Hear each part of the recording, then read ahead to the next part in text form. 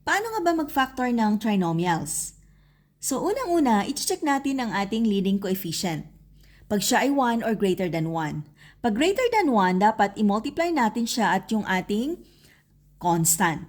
So 3 times negative 6, that is equal to negative 18. Next ay mag-iisip tayo kung ano yung factors ng negative 18 na kung saan pag inad natin, ang sagot ay yung middle term natin which is 7. Alam natin na ang 18 ay 9 times 2. But then, pag inad natin, dapat isa dito ay negative, right? Kasi negative 18. So ano kaya magiging negative dito na kung saan pag inad natin, ang sagot ay positive. So dapat ang 2 ang negative. So mayroon tayong 9 times negative 2 which is equal to negative 18. And at the same time, pag inad natin, ang sagot ay 7 positive. Okay, so ang next step na gagawin natin ay i-rewrite natin muna, copy lang muna natin ito. Plus, instead of writing 7x, ang gagawin natin, isusulat natin siya ng 9x minus 2x. Okay? Then copy lang natin yung negative 6 or minus 6. Okay? Tanggalin na natin yan. Next is, magpa-factor tayo by groupings. Paano ba mag-factor ng groupings? Ang first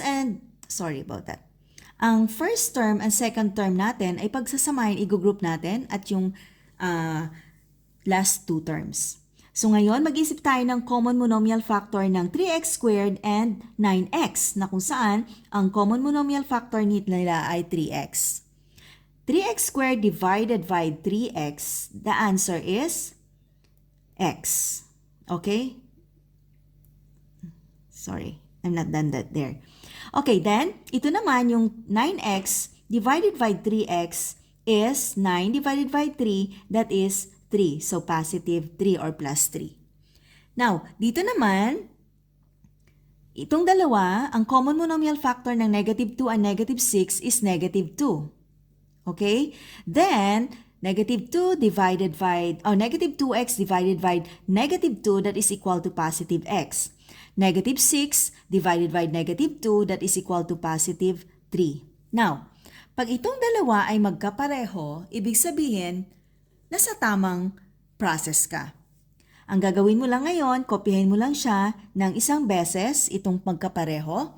And then, yung nasa labas dito, 3x, dito natin siya ilalagay. At itong negative 2 din. Yung dalawang yan, dito.